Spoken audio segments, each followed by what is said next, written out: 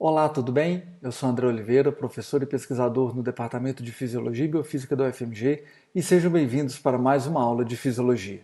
Na aula de hoje, nós vamos tentar tornar o entendimento da fisiologia do intestino delgado um pouco menos salgado, um pouco mais fácil de ser compreendida. Isso porque eu considero essa aula um ponto-chave para a compreensão da fisiologia do sistema digestório como um todo. Porque o intestino delgado é uma região, né, um conjunto de órgãos central para os processos digestórios, para os processos de absorção dos nutrientes, mas também extremamente importante para a regulação da fisiologia de outros órgãos, como nós vamos ver na aula de hoje, tá bom? Então, vamos lá. Quando a gente fala de intestino delgado, nós estamos falando, na verdade, de um conjunto de órgãos, de três órgãos diferentes: o duodeno, o jejuno e o ilho. O duodeno é a porção mais proximal do intestino delgado, aquela que sucede o estômago e recebe o quimo, né, que acabou de ser esvaziado do estômago. E o ilho, por sua vez, é a porção mais distal do intestino delgado, o que antecede o intestino grosso. Tá? A diferença entre esses três órgãos está na primeira aula de estrutura geral do trato gastrointestinal e eu vou deixar o link na descrição caso você tenha interesse de saber como diagnosticar esses três órgãos de uma maneira correta. Tá? Mas hoje, nessa aula, nós vamos focar na semelhança entre esses três órgãos. E essa semelhança é a presença de vilosidades. As vilosidades intestinais, elas aumentam a superfície de contato da mucosa com o lúmen, né? Isso otimiza os processos digestivos que vão acontecer aqui e absortivos também, né? Mas as vilosidades, elas nada mais são do que projeções digitiformes da submucosa e da mucosa em direção ao lúmen. Quando a gente pensa na estrutura geral de uma velocidade intestinal, do centro para a periferia, né, o eixo de cada velocidade é formado por uma extensa rede de capilares, muito desenvolvida. Então isso aqui é importante porque todo nutriente que é absorvido da luz do intestino cai nessa circulação sanguínea e é drenado via veia porta hepática até o fígado, onde esse nutriente vai ser metabolizado, o sangue vai ser detoxificado e aquelas centenas de funções do fígado que é uma aula só de fígado mais para frente, tá? Mas de uma maneira geral a rede capilar ela é muito desenvolvida. Uma outra estrutura que é muito desenvolvida na velocidade intestinal são os vasos linfáticos e são tão desenvolvidos que recebem um nome especial, que é o sistema aquilífero ou o sistema lácteo, né? Esses vasos linfáticos aqui são de fundo cego, ou seja, eles começam, né, na velocidade intestinal, são drenados e eles levam, dentre outras coisas, né, parte das gorduras que são absorvidas pelo intestino. Tá bom? Apesar de aqui no esquema a gente ter uma velocidade com uma rede capilar e a outra velocidade com o sistema quelífero ou lácteo, na verdade as velocidades têm as duas coisas. É como se você pegasse essas duas estruturas e colocasse em cada uma das velocidades. Tá? Aqui só está separado para fins didáticos e de representação, tá bom? Então esse é o eixo de cada velocidade e obviamente que essa velocidade ela é revestida pela mucosa. E essa mucosa contém o epitélio formado por vários tipos celulares, incluindo os enterócitos, células caliciformes, as células enteroendócrinas, que constituem aí 1% da população total das células do epitélio intestinal, mas que são extremamente importantes, como o nome diz, né, são células produtoras de hormônios, mas essas células também são chamadas de células neuroendócrinas, e esse nome talvez seja mais apropriado, porque além de produzir hormônios, essas células medeiam, né, o conteúdo luminal do intestino com o sistema nervoso, seja intrínseco ou extrínseco, tá bom? Além desses três tipos celulares que nós falamos até agora, a gente encontra células de Panay, células do sistema imune, que estão envolvidas aí na defesa, né, do organismo contra possíveis agentes causadores de doenças. As células de Panet, elas secretam lisozima, por exemplo, né, que é uma molécula envolvida nessa proteção aí da mucosa intestinal, tá? E, obviamente, nós temos as células tronco, porque o epitélio intestinal é o epitélio de rápida renovação e todos esses tipos celulares precisam ser, então, renovados, né, de tempo em tempo, tá bom? A célula tronco é a célula que vai fazer esse papel no intestino, tá? Então, uma vez que a gente entende basicamente aqui essa estrutura geral, se você quiser mais detalhe, de novo, vai na aula que eu vou deixar na descrição aqui para você entender a estrutura do intestino de uma maneira mais detalhada. Mas quando a gente pensa no intestino delgado, a gente tem que lembrar que o quimo, né, o alimento, ele já foi parcialmente digerido, principalmente o conteúdo proteico, no estômago, né? E quando esse alimento sai do estômago e chega no duodeno, no final do processo de esvaziamento gástrico, né, a gente vai ter o início dos processos digestivos no intestino delgado. E esses processos digestivos são, nossa, vários. Muito mais do que no estômago, o intestino, principalmente o duodeno, a gente pode considerar, sem sombra de dúvida, o órgão mais importante para a digestão dos alimentos ingeridos, tá bom? E esses processos digestivos, eu separo ele em duas formas, em duas fases. A primeira é a fase luminal, e essa fase luminal é dependente da secreção vinda do pâncreas, né, que é uma secreção, um coquetel enzimático, né, riquíssimo em enzimas digestivas, incluindo a lipase pancreática, a amilase pancreática. A lipase atua sobre lipídio, a amilase sobre carboidrato, e a presença de zimogênios. Esses zimogênios, na verdade, os zimogênios, de uma maneira geral, constituem uma classe de precursores de enzimas, né? Aproximadamente 20 tipos aí de precursores de enzimas, incluindo o tripsinogênio, cuja forma ativa é a tripsina, uma enzima, perdão, essencial para a digestão de proteínas. Então esses zimogênios, eles estão muito relacionados com digestão de proteínas, tá? E além dessa fração aí, vamos dizer, orgânica, né, enzimática, nós temos uma fração inorgânica na secreção pancreática, e para a gente a mais importante delas vai ser a presença de bicarbonato, né? E de uma maneira geral, a secreção pancreática ela está envolvida na digestão dos alimentos e do quimo, na verdade, desculpa, e na correção do pH, porque esse quimo ele vem do estômago, ele chega ácido, né, no duodeno, e essa acidez precisa ser corrigida para garantir o pH ótimo de ação dessas todas essas enzimas secretadas, tá bom? Então essa é uma função muito importante da secreção pancreática. Um outro tipo de secreção muito importante para a fase luminal da digestão que acontece no intestino delgado é a secreção biliar, que ela é composta pelos sais biliares, por colesterol e fosfolípides, tá? E de uma maneira geral, essa secreção biliar produzida no fígado e armazenada na vesícula biliar das espécies que têm ou das pessoas que ainda têm a vesícula biliar, né? Ela tem a função de emulsificar a gordura, que basicamente pensa na gordura formando uma gotona, né? E a ação da secreção biliar é justamente de quebrar essas gotas maiores de lipídio em gotículas menores, facilitando a ação da lipase pancreática, facilitando a digestão e otimizando os processos de absorção de gorduras, tá bom? Essa é a função da secreção biliar. Então veja bem, esses dois tipos de secreção, a pancreática e a biliar, importantíssimos para a fase luminal. E por que eu chamo de fase luminal? Porque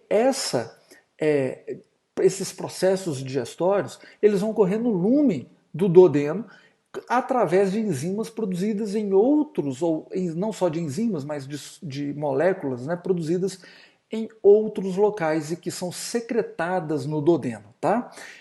Nós vamos entender qual que é o segundo processo, isso vai ficar um pouquinho mais claro para vocês. E é claro que essa secreção, tanto a pancreática quanto a biliar, ela vai ser regulada, né? Ela vai ser regulada por reflexos neurais, ou seja, a simples presença do alimento na luz do intestino delgado, é capaz de aumentar o fluxo da secreção pancreática, que é uma secreção geral, tá? De todos esses componentes, bem como da secreção biliar.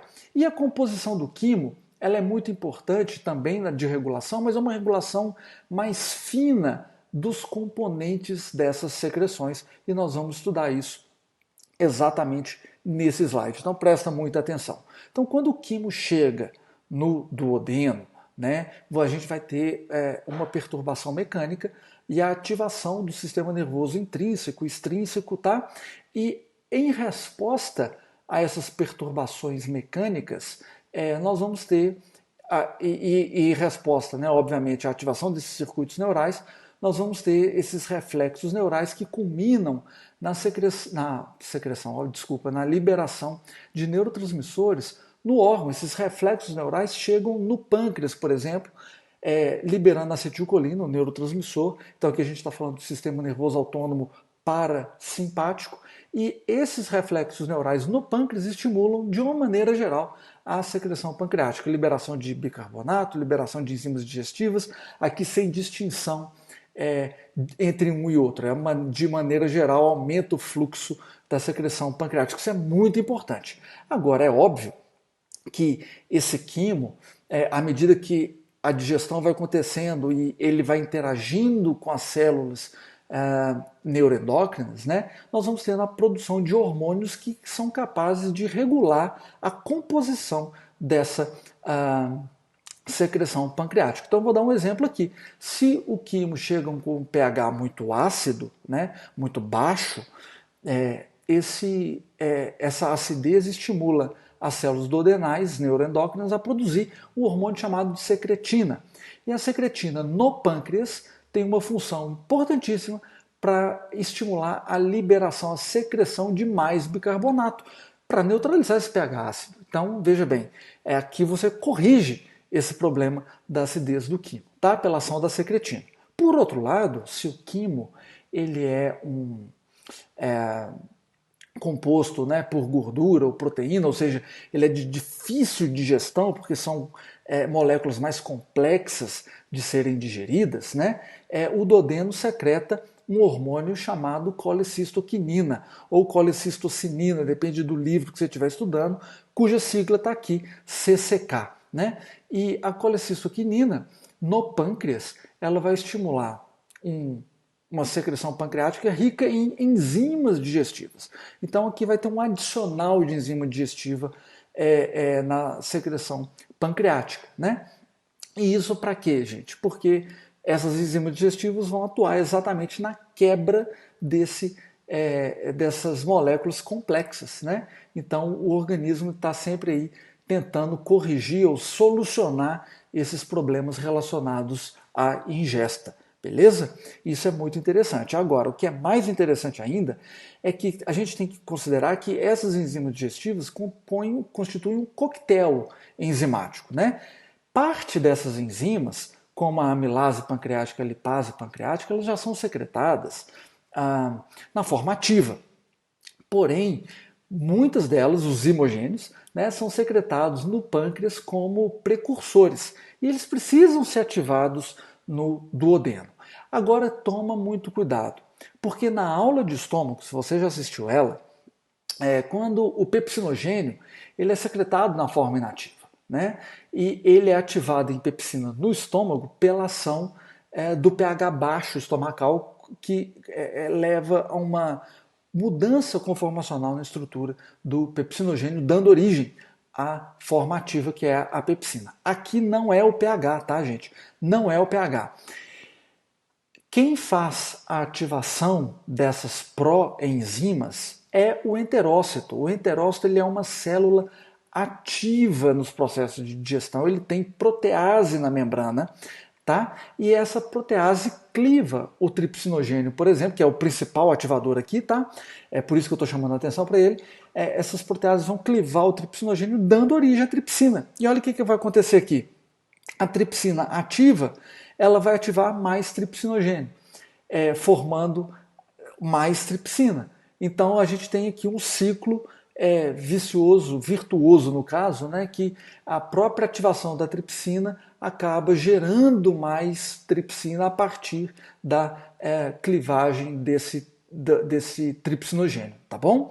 É óbvio que a tripsina também vai atuar na ativação de outras proenzimas, como a procarboxipeptidase, dando origem à carboxipeptidase, o quimiotripsinogênio, dando origem à formativa da quimiotripsina. Então aqui a gente começa a ter um ciclo de ativação enzimática que foi iniciado pela ação do enterócito.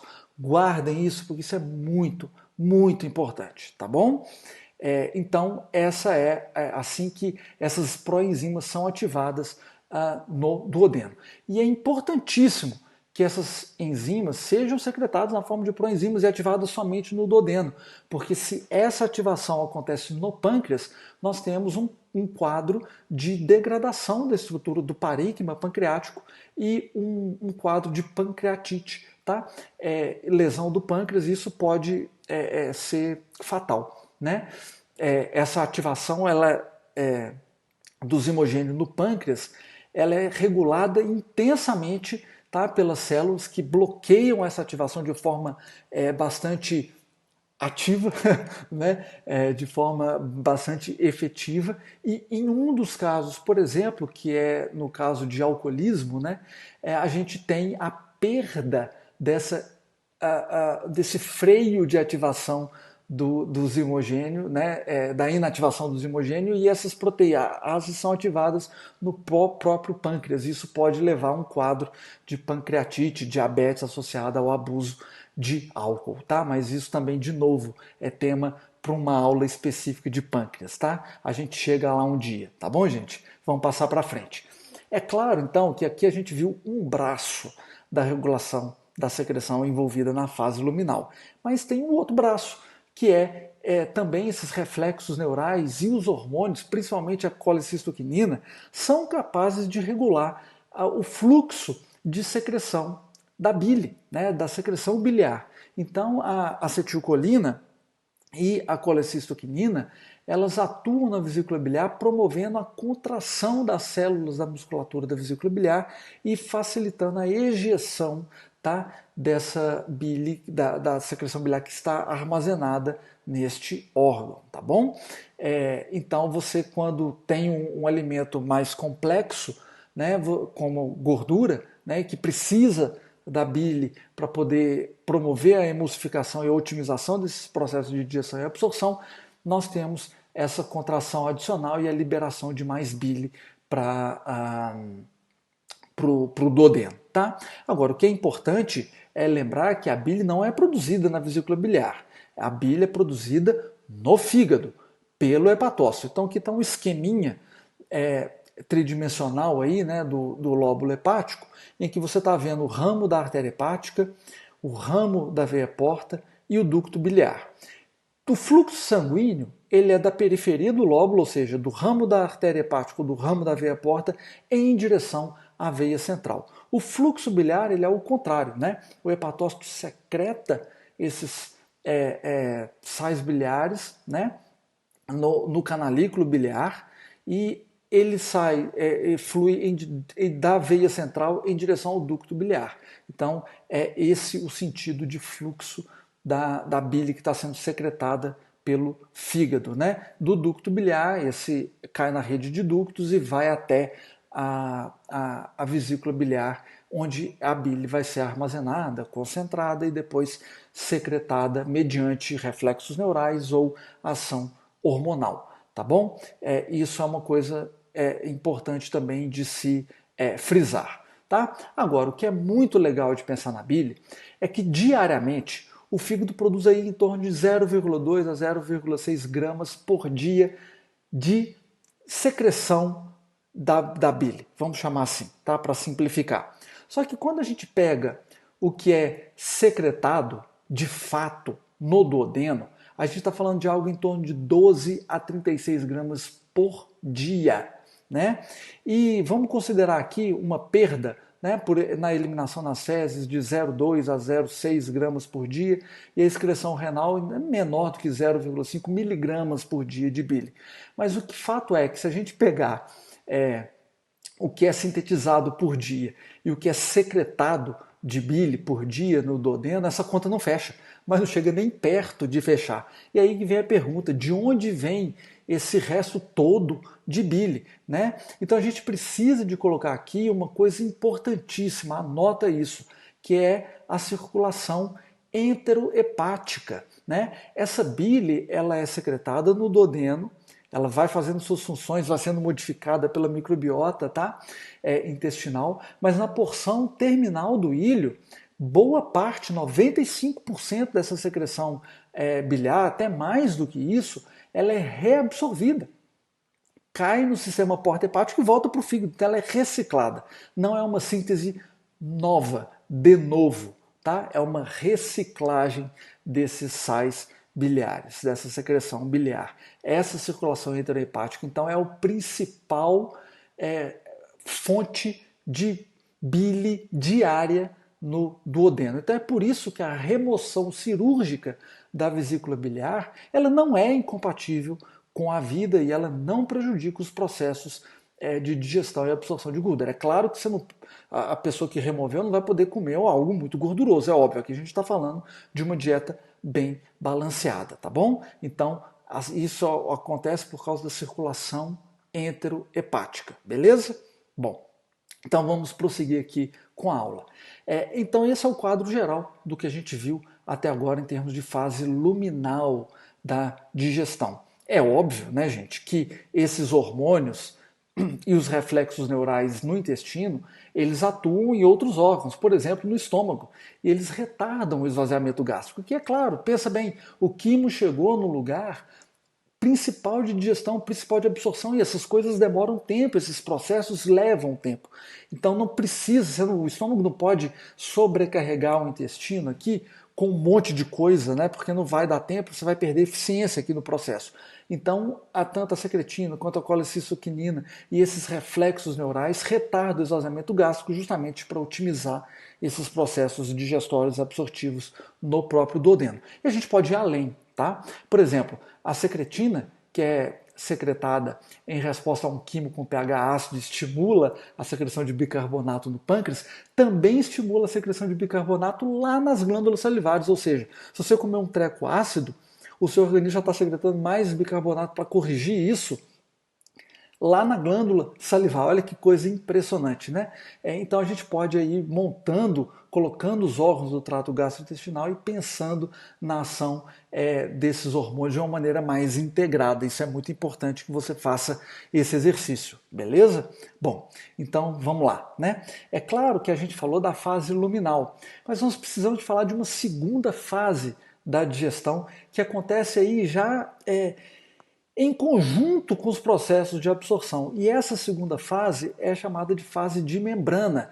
E sim, gente, ela é feita pelo enterócito. A gente associa o enterócito, que é essa célula linda, maravilhosa do esquema, e aqui está uma fotomicrografia da região apical, né, do enterócito, cheio de microvilosidades que aumentam ainda mais a área de contato do lume do intestino com a célula, né? Aqui a gente pensa no enterócito como uma célula absortiva. E aí a gente fica enviesado, né, de pensar que essas células estão envolvidas só com a absorção e não estão. Elas são células importantíssimas envolvidas na digestão, a fase de membrana. E veja bem como é que isso aqui é importante. Vamos pegar os carboidratos, né? Oligosacarídeos, que são clivados pela ação da amilase pancreática, fase luminal, formando disacarídeos, né? Como sacarose, lactose, maltose.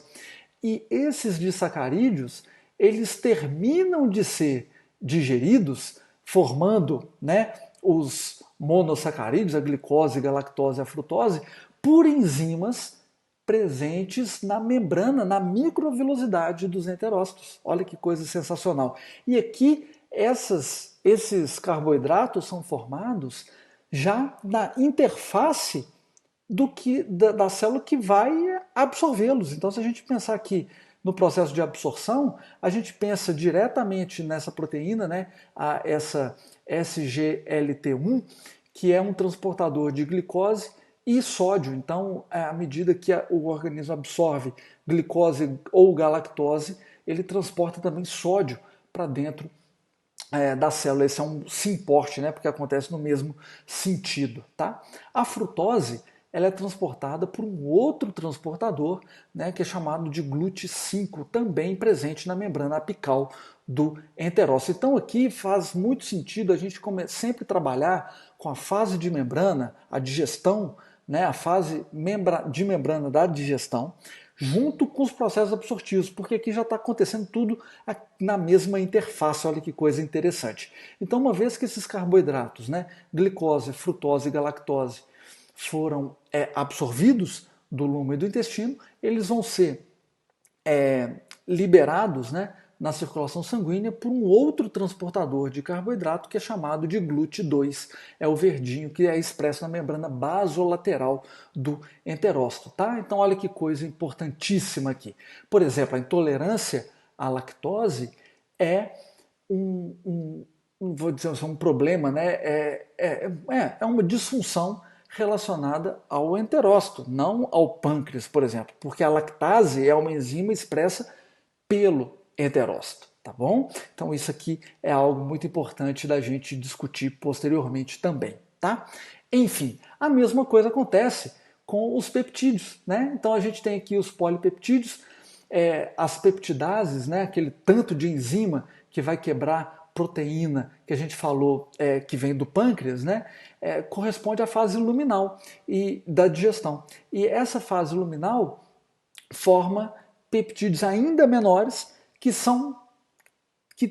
cuja digestão é terminada pela ação de proteases, tri ou dipeptidases, expressas pelo enterócito e estão na membrana apical desses enterócitos, tá? Então aqui a gente tem a formação dos tripeptídeos, dipeptídeos ou até de aminoácidos simples mesmo no lume aí, bem próximo aonde eles vão ser absorvidos. E como é que funciona essa absorção, né? Quando a gente fala de tripeptídeo e dipeptídeo, a gente fala de um transportador que é chamado de PEPT1, né?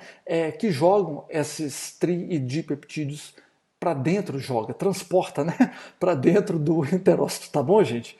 E dentro do enterócito a gente tem a hidrólise final formando os aminoácidos livres, né? Caso esse aminoácido seja formado no lúmen do intestino, ele vai ser transportado por alguns transportadores, aqui são vários na verdade, né?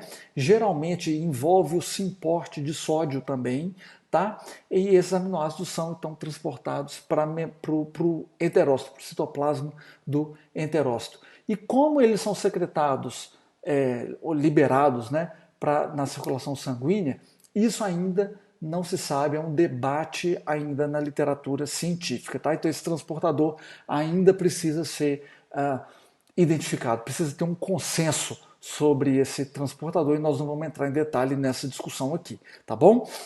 Então veja bem, são duas formas, né? Ou é um transportador de aminoácido ou é a PEPT1 que transporta tri e dipeptídeos, tá bom? Essa é a digestão de membrana de a proteína e o transporte desses produtos, a absorção, perdão, desses produtos pelo enterócito, tá? E finalmente a gente chega às gorduras, né? Ácidos graxos. E a gente tem a ação da lipase, né? Pancreática, que é a fase luminal da digestão de gordura. Gordura não tem fase de digestão de membrana, é a fase só luminal. E a ação da lipase sobre as gorduras pode gerar ácidos graxos de cadeia média, por exemplo, né? E esses ácidos graxos serem prontamente absorvidos pelo enterócito, porque aqui a gente está falando de uma molécula lipossolúvel, né?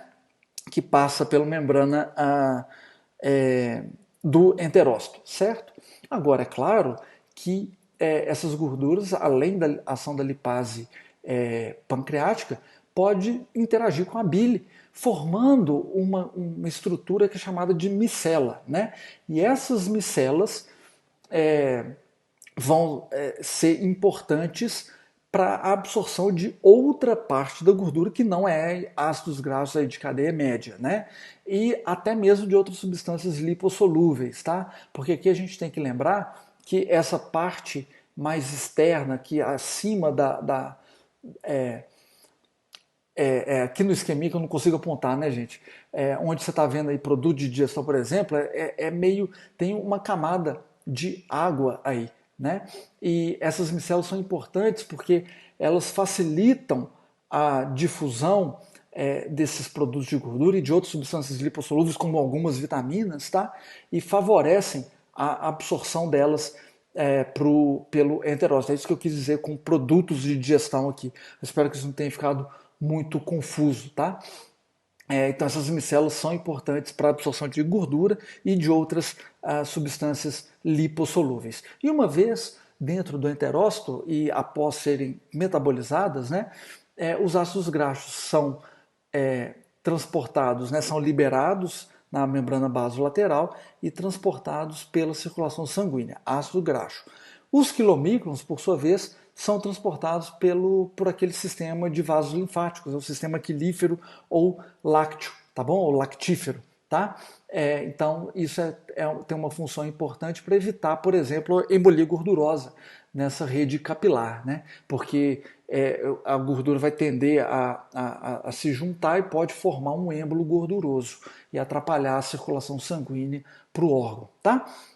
Ou em outro órgão também, tá? Então tem que tomar um certo cuidado com isso, né? Então essa é a diferença em termos de absorção de gordura. E finalmente a gente chega aqui nos processos de absorção de vitamina. E quando a gente fala de vitamina, tem vitamina hidrossolúvel, e essas vitaminas hidrossolúveis, é óbvio, elas não vão passar pela membrana plasmática, que é lipossolúvel, né? Então as vitaminas hidrossolúveis elas são absorvidas através de difusão passiva e depende de alta concentração, né? Obviamente, essas vitaminas hidrossolúveis podem ser transportadas acopladas a íons, como o sódio, o hidrogênio e outros, né? Então você pode ter aí um transportador vitamina barra íon que favorece essa absorção de vitaminas hidrossolúveis. As vitaminas lipossolúveis, é aquilo que eu acabei de discutir com vocês, podem ser absorvidas através de micelas mistas, né? Que favorece essa proximidade com a membrana do enterócito, que essa interface ela é aquosa, né? Então isso favorece. Mas o que eu queria chamar a atenção aqui para vocês é a absorção de um tipo de vitamina específico, que é a vitamina B12. A vitamina B12, para ela ser absorvida pelo organismo, ela tem que estar conjugada com o fator intrínseco obrigatoriamente. E esse fator intrínseco é produzido no estômago, né? Por que isso? Porque, na verdade, o que a gente tem é a expressão de um transportador que reconhece o fator intrínseco, tá? Aqui eu inverti o esquema, era para o rosinha estar em contato com o roxo, tá? Mas sem fator intrínseco, a vitamina B12 fica no lume de bobeira e vai ser eliminada, não vai ser absorvida. É obrigatório a presença desse fator intrínseco. E esse complexo ele é internalizado, endocitado pelo enterócito, fundido com o lisossoma e degradado. Então aí a gente tem a liberação da vitamina B12 e do fator intrínseco, tá? Então, antes de você dar o pause e de desligar essa aula, presta atenção nisso. Veja bem que a gente falou de absorção de carboidrato, proteína, gordura e vitamina, mas eu não falei da absorção de água. Por quê? Porque a absorção de água ela vai acompanhar todo aquele movimento iônico que acontece. Então lembra, olha, para absorver carboidrato a gente tem um transportador que envolve o simporte de sódio. Mesma coisa para aminoácido. As vitaminas hidrossolúveis também podem envolver um simporte de sódio ou hidrogênio e a água vai acompanhar esse gradiente químico para equilibrar a osmolaridade entre os compartimentos do corpo, né? Então a gente tem um movimento basicamente passivo aí da água do lume do intestino para a circulação sanguínea, tá bom? Então agora sim, a aula terminou. E eu gostaria, então, de pedir para vocês, né, que se essa aula te ajudou, que você compartilhe, indique para outros colegas que isso pode ajudá-los também. Inscreva no canal, gente, isso me ajuda muito a produzir conteúdo para vocês, tá? Mais aulas e outros conteúdos que eu vou trazer futuramente aqui no meu canal, tá? Se ative as notificações, deixe seu like, interaja comigo nos comentários. Se me siga nas redes sociais aí também, para a gente poder ter uma troca de outros conhecimentos, né? E é isso aí, né? Agradeço demais você estar aqui. Essa aula ficou um pouquinho mais longa, mas ela é muito importante e tem muita coisa que ficou para trás ainda que a gente precisa de detalhar em aulas futuras. Essa foi uma aula de introdução à fisiologia do intestino delgado, tá bom? Muito obrigado para quem está aqui até aqui ainda. Bons estudos e até a próxima aula.